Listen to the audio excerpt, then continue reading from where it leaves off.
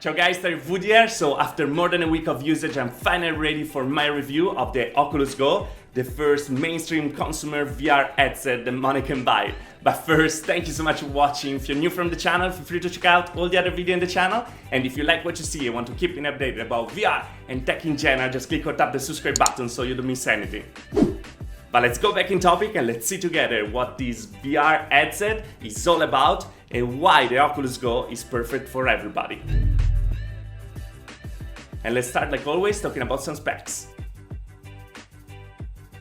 The Go has a single LCD display, 2560 by 1440 that works at 60 and 72 Hz, has a FOV of around 105 degrees and doesn't have any physical IPD adjustment, but use new generation Fresnel lenses. It has included speaker and microphone with a volume rock and the power button on the top. As port is at a 3.5mm jack and micro USB. It uses a Qualcomm Snapdragon 821 and the battery life is around 2 or 2.5 hours. It's an hard plastic and it weighs around 470 grams. For tracking, it uses a gyro for 3D OF tracking as the controller comes with. It comes in two versions, 32 and 64GB, priced at $199 and $249. So let's start talking about comfort. The Oculus Go uses a strap design that is the same design used from the old VR headset, but here kind of makes sense. I'm gonna explain you why in a second. So it uses these straps that are in cloth and elastic, and you can change the length from the side and the top, and will balance the device pretty much on your face. On the same time, on the back here, this part is gonna keep it up on your crane, and it's gonna balance on your head the device pretty well.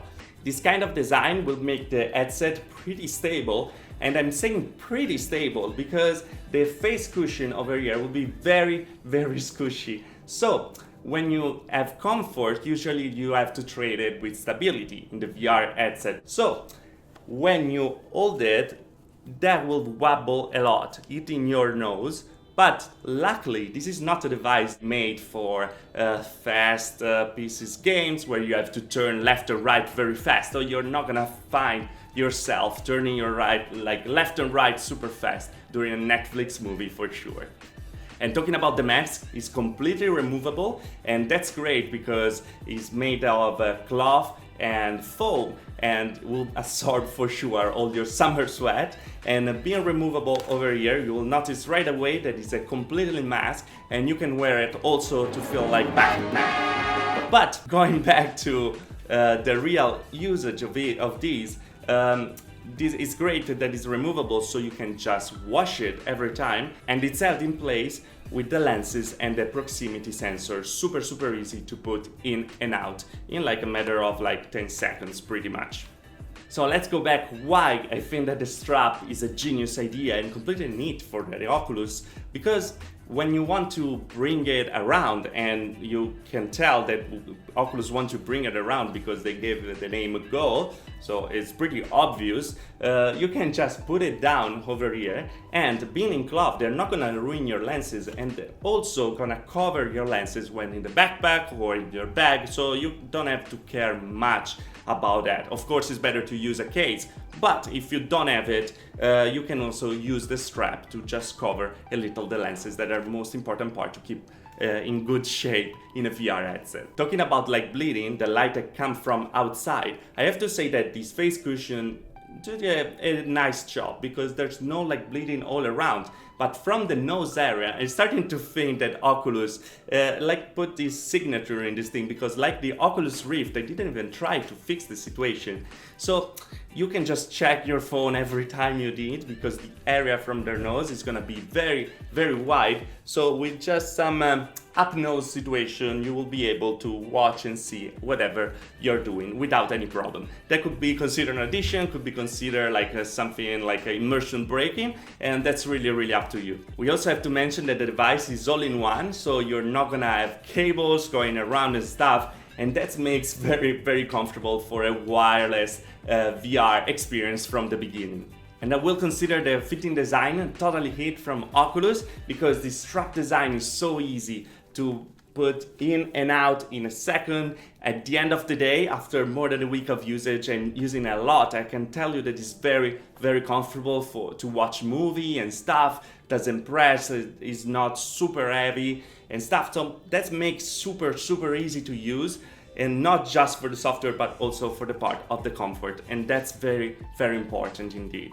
And after talking about how comfy it is, let's talk about how comfy it is to watch content inside, and let's start talking about some visuals. So the Oculus Go uses a single LCD display, 2560 by 1440. There's an increased resolution from the original Oculus Rift, and you can notice from that for a minor screen door effect, that are the lines that divide the pixel that sometimes are noticeable, of course, in our VR headset because very, very close to the screen.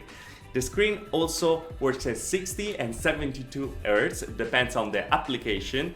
And you will remember that they said Oculus was very, very firm on the fact that 90 Hz is the minimum required for VR headsets to don't bring motion sickness and stuff, and that's still valuable information because it's real. But in this device, you will not have a room scale and stuff. I'm gonna talk about that in the tracking area, so that will not really be a problem because you're not gonna move much and the device is not gonna follow you, so you're not gonna have to mimic the real life movement in virtual reality, and that is gonna help a little. That's why they went for the 72 Hz, because it's a multiplier 24, that is the refresh rate that they usually use in movies and stuff, so to watch Netflix, Hulu and everything you want to watch inside your Oculus Go. The thing that we notice about the LCD display is that being single and not being super wide, you're gonna be able to notice the edges of that on the side pretty much, and a little on the top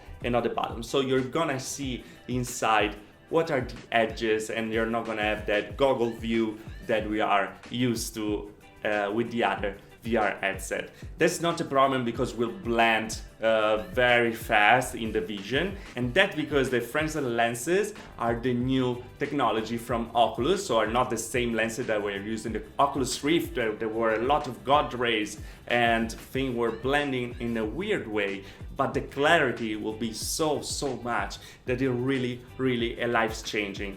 Also, you have to notice that there's no IPD adjustment, so interpupillar distance, and that's because the sweet spot on these lenses is so wide they don't really need it. So if your IPD range is from 10 millimeters more or less than the 64 millimeters that the average on the people on the world, you're gonna be fine. So from 74 to 54. If you're less or more than those, so probably this is not the device for you because you're not gonna be able to adjust it in any different way. So thanks to these lenses, God rays are completely gone. The screen door effect is a little noticeable because it's very clear, but it's not everything perfect because it's a thing about software, so Oculus could fix it, but maybe they don't have power enough with the processor inside, because on the side views you're gonna notice a lot of chromatic aberration. It's something that will blend in a second because the vision in the middle is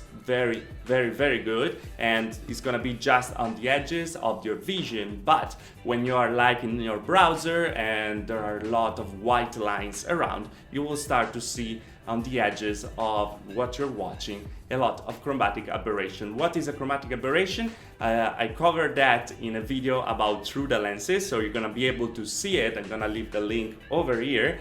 But just to be fast, where you're gonna be able to see the RGB, so the three lights that make a pixel, so the blue, the green, and the red, and you're gonna see this distortion over there. As I said though, it's something that will blend in really fast, and you're not gonna even notice if you don't really want to like stare on them and just spot them every single time. So don't worry, your vision will be super enjoyable, and it's really one of the best visual experience that I had in VR headsets so far right now. And because you're watching a lot of stuff right now, and because watching is not just viewing but also listening, let's start talking about the other section, and let's start talking about audio.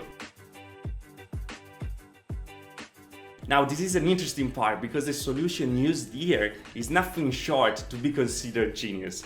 So, as I said in my first impression, they use this hard part over here in the strap to bring the audio directly in your ears. And they're gonna be speakers, so people will be able to hear from outside, of course, but the audio is so good and it just gets so well in your ears that I never found myself wanting to use headphones to have a better audio. That of course you can always use headphones over here with the headphone jack. Now of course, as I said, those are speakers, so people around you will be able to hear what's happening in your device.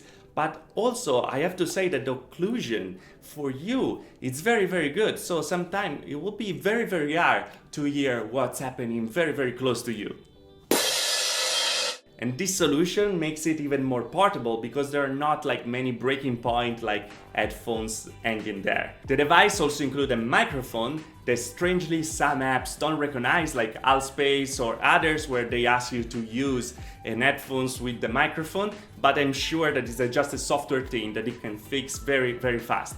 Also, the device has a volume rocker over here on the top. This is one of my favorite features, and they also give you visual feedback, so you're gonna always be able to know what volume you are putting on every time. But close to the volume rocker, there's another button that is the power button, and I have to say that position, dear Oculus, is very, very helpful. You will find yourself clicking that by accident many times because it's close to the volume rocker. Even if it has a different texture, gonna be easy when you are inside to just press the wrong button and put in standby your device right away.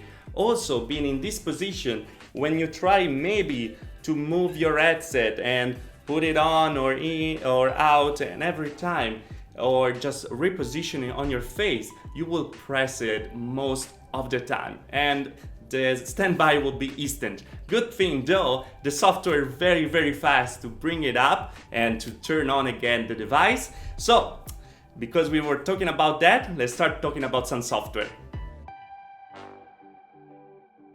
So first, the great thing about software that is super fast to turn on every time. So that makes super easy from the beginning because you just put it on, you click on the button, and in around 5-7 seconds you are in the software. And I have to say that the software is the perfect incarnation from this device because it's like super easy, intuitive, and is very, very enjoyable for every person around with experience or VR or not. For me, that I've experienced with the Oculus Rift is very, very similar to the Oculus Dash. That is the new experience for VR on the Oculus Rift. But it's really, really easy. You just have a bar over there with all the comments and everything will be in display in front of you. The options are pretty limited. That's why it's very, very easy to use too. And everything is gonna be pretty snappy, not super snappy. It still uses a Snapdragon 821 that is like almost 2 years old chipset inside, but that will feel like a top tier smartphone of 1 or 2 years ago. And everything will work just fine without a sweat. So you can throw in through the USB over here like 4K video or even more for 360 experience, and you're never gonna have problem watching and no stutter and nothing. And that's very, very good because everything will make the experience super smooth and enjoyable until of course the battery will die, because the battery is not super big, and after around 2 hours, 2 hours and a half, it will be completely drained. So if you use it a lot, you will find yourself charging and charging more times in the same day. Also, you can charge it while you're using it. It's not recommended from Oculus, and I think they're saying from a safety standpoint because you don't want you to have a fireball on your face taking like fire like happened with some old smartphone back in time. So, but you can totally do it. It warm up a little, that is probably not super ideal from your eyes, and that's why also they're not suggesting it. The store is growing very fast. In a week it grew a lot, and I have to say that you're gonna be able there to find a lot of apps, experiences, game and stuff. But for my own experience, you will find yourself using more like apps for entertainment than really games that are available, of course, but this is not a gaming device. And you will notice that also from the box, where they just talk about entertainment, watching movies and stuff, and not really about games. And big part of it is because of the tracking. So let's start with the next section and let's start talking about tracking. So as you can see, portability is the main reason of this device. So you're not gonna have external sensor to hook up or stuff, and you're not gonna have cameras on top or nothing. So everything is contained, and that means that you're not gonna have room scale experience at all. What does it mean? That the device has a gyro inside and will recognize just the rotation. So you go rotate up and down, left and right, but it's not gonna be able to understand the lateral movements at all. So it means that the word will follow you, so if you lean forward or back, the word will just come with you every time, but you will be able to watch all around without any problem. That makes the experience very, very similar to the phone counterpart, like when you put the phone in your cardboard box. But I have to say that instead of that, where usually there's a lot of drifting, in this one I didn't find that. So the drifting is when the vision just keep going on one direction every time, and you have to reset the vision to have the vision centered on you. With this watching movie, I didn't have problem at all, where the screen was always in the position in front of me. Sometimes happened, but most of the time when I was maybe standing and shaking a lot my head. And the same situation will be for the controller. They use the same tracking method, so 3DOF, 3 degrees of freedom, so it's gonna work just in rotation and will be fixed in place close to you on the left or on the right. It depends on your option when you start the software at the beginning. I have to say that the controller is very, very comfortable and ergonomic. I really feel like just a little part of the Oculus Rift touch controllers. That's a good thing. It has 2 buttons back and the menu button over here, the Oculus to go back to home, a trackpad to move in the menus or in the various experience, and the trigger to click and point to everything you need. The trigger is not sensitive, but it's just a single button to click and not. So just on and off. And being everything 3DOF, that means it's gonna be perfect to just browse the web or the menus and stuff, but it will not be super perfect for gaming, where you don't have enough buttons or you're not gonna be able to reach stuff to just click on them. So for gaming, luckily the Oculus support Bluetooth controllers like the Xbox One S controller, so you're gonna be able just to hook that up and get in some really fun gaming experience. And I found myself playing a lot of flight simulator like Overflight from Gamedust or Endspace, that are like perfect because you just sit there on the cockpit and you like fly around, and the 3DOF is not gonna get in the way at all. And here we are at the conclusion. I have to say that honestly I wasn't expecting this at all. Because come on, a $200 headset with just 3DOF, like I was thinking that would be trash from the beginning. I just grabbed it to say, yeah, let's check it out and let's see what it is. And I have to say that I was totally wrong. This Go brings the portability to totally another level, and the name of course was an hint, but I think that they got it really right. Everything makes sense at the end. The band for fitting, the audio solution, the lenses, the tracking, every trade-off at the end, it become a perk in this device. This is the smartphone of VR, where the use of it is just you grab it from everywhere you left it in the house, you put it in, you watch, you browse your content and stuff, you take it off, and it's always ready if the battery is like lasts long enough. And you just get in and out in a second. The software is fast to like turn from sleep in like 2 seconds. It's just so easy to use that sometimes you prefer to just pop in the Oculus Go and to play some low graphic game than to turn on your PC and start your Oculus Rift or your HTC VIVE or Windows Mixed Reality with the super AAA titles. But be aware, this is not, and I repeat, this is not a device for gamers. If you are a gamer, this is not the device for you. Like the experience will be limited in many games and stuff. But this is a device that is made to complete your VR experience and not to substitute your high-end virtual reality headset. Because when you use those for gaming, for like super nice games, you will use these to just enjoy it on the sofa, to watch a movie or stuff, and to just relax on it without taking care of like I have to start an application, I have to start Steam VR, I have to start blah blah blah and stuff. It's just everything is so easy that at the end makes a sense and appeal even if you are a VR enthusiast from the beginning. I found myself using it so much that it was hard to make a review, because every time I was thinking, okay, let's make a review about it, I was just taking it and starting to browse content and stuff and get lost in it. And this device is the device that makes me believe that VR can finally start to become mainstream, because this is perfect. You can just bring it out and bring it to a friend and show VR. And if you're your first time in VR, this is a good experience overall. Like you're gonna start to enjoy it and not having problems at all. It's so easy that it's like you have to try it out. And this made me believe that VR is finally on its way to get on the mainstream, because Oculus made for sure. It's one small step for man, one giant leap for mankind. And now I'm really looking forward even more to know what Santa Cruz will be with the 6DOF, so with room scale experience in a standalone device. But for now, thanks all. If you liked the video, like. If you didn't like the video, dislike.